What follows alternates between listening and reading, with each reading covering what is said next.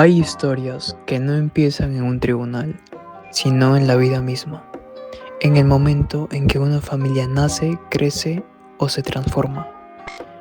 Y a veces esas historias no son simples ni lineales, son historias que cruzan fronteras, que desafían normas y terminan obligando a la sociedad a hacerse preguntas incómodas.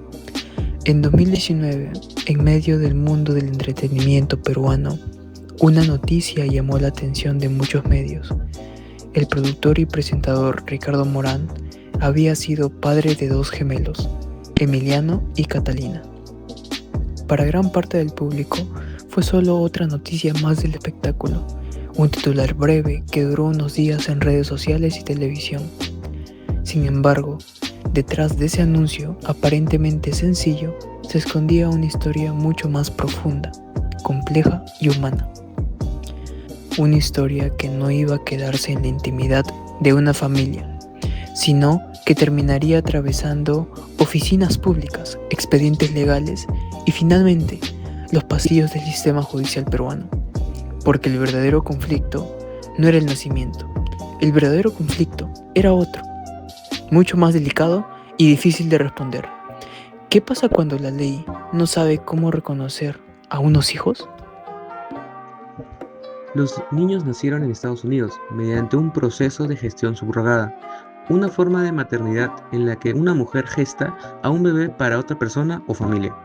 Para Ricardo Morán, en ese momento significaba algo profundamente personal, el inicio de su vida como padre, un vínculo emocional real y definitivo con sus hijos. Pero para el sistema legal peruano, ese mismo hecho no se interpretaba desde el afecto y la familia, sino desde los documentos, registros y las normas ya establecidas. Y ahí comenzó el problema. Cuando Morán intentó registrar a sus hijos en el Perú, esperando que su identidad fuera reconocida también en su país, se encontró con algo que no esperaba.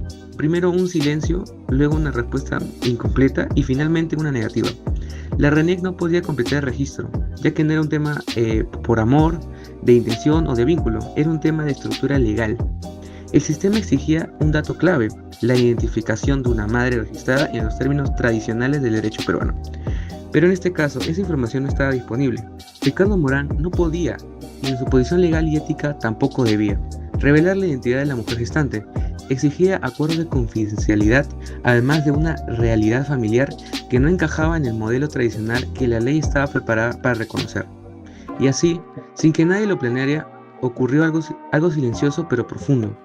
Sus hijos existían en la vida real, pero no podían ser reconocidos plenamente en el sistema legal del Perú. Y ahora, cuando la ley y la vida se chocan, lo que siguió no fue inmediato, no hubo una solución rápida ni sencilla, fue un proceso largo, lleno de esperas, trámites, respuestas negativas y una incertidumbre constante que no solo afectaba a un adulto, sino a dos niños que dependían de un reconocimiento legal para existir plenamente en su país de origen.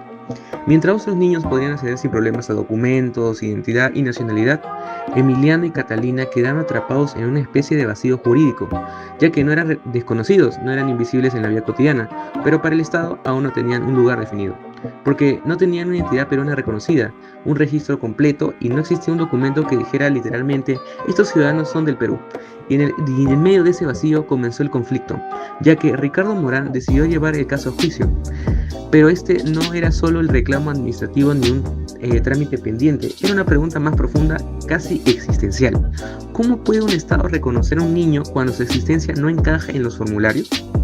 El caso comenzó a avanzar por distintas instancias hasta llegar a uno de los espacios más importantes del sistema jurídico peruano, el Tribunal Constitucional. En ese punto el debate dejó de ser técnico, dejó de ser solo legal y se volvió humano, porque las preguntas ya no hablaban de normas, sino de vidas. ¿Puede un niño cargar con las limitaciones de la ley que lo regula?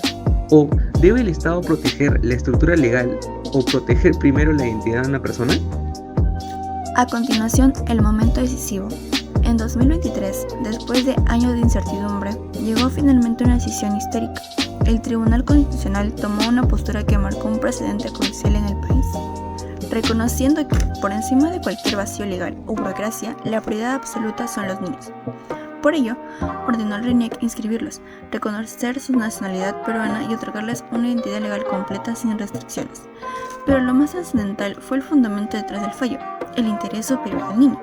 Este principio de derechos humanos establece que, ante cualquier conflicto administrativo, el bienestar del menor siempre debe prevalecer.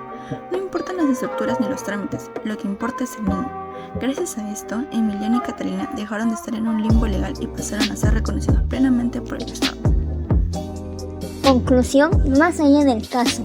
El caso de Ricardo Morán no es solo una historia legal, es una historia que refleja algo más grande, la distancia que a veces existe entre la realidad de las personas y la velocidad con la que cambian las leyes. También es una historia sobre cómo existen familias que no siempre encajan con los modelos tradicionales, pero que siguen siendo familias en el sentido más profundo de la palabra. Y sobre todo, es una historia que deja una pregunta abierta, incómoda pero necesaria. ¿Qué pasa cuando la ley aún no está lista para la vida real? Este caso no solo resolvió una situación individual, también abrió un debate más amplio en el país sobre la identidad, familia, derecho de los niños y la necesidad que el derecho evolucione junto con la sociedad. Porque al final del día, más allá de los documentos, los procesos y los tribunales, hay una idea que debería ser innegociable en cualquier sistema legal: que ningún niño, bajo ninguna circunstancia, quede sin identidad. Este caso confirma que las normas deben armonizarse con los principios fundamentales de nuestro ordenamiento jurídico, entre ellos la dignidad humana, la identidad y el interés superior del niño. Para dar certeza y evitar que situaciones similares se repitan, se plantean las siguientes recomendaciones. Al Poder Legislativo: modificar la normativa sobre filiación y registro civil para reconocer expresamente la nacionalidad y el vínculo paterno de los menores nacidos por gestación subrogada en el extranjero, respetando la confidencialidad y sin condicionar el reconocimiento a requisitos que no se ajusten a la realidad probada. Iniciar un debate basado en la Constitución y los tratados internacionales de derechos humanos para regular de manera integral la gestación subrogada, protegiendo por igual a los niños, las mujeres gestantes y las familias. A las entidades administrativas y al Poder Judicial: aplicar de forma prioritaria el principio del interés superior del niño, conforme al precedente vinculante del Tribunal Constitucional, cuando exista conflicto entre normas procedimentales y derechos fundamentales de los menores.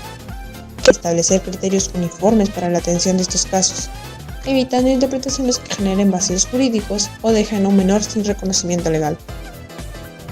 En general, tenemos que avanzar hacia una normativa que reconozca la diversidad familiar, entendiendo que el vínculo jurídico debe acompañar al vínculo afectivo y de cuidado, ya que también constituyen la base de la protección jurídica.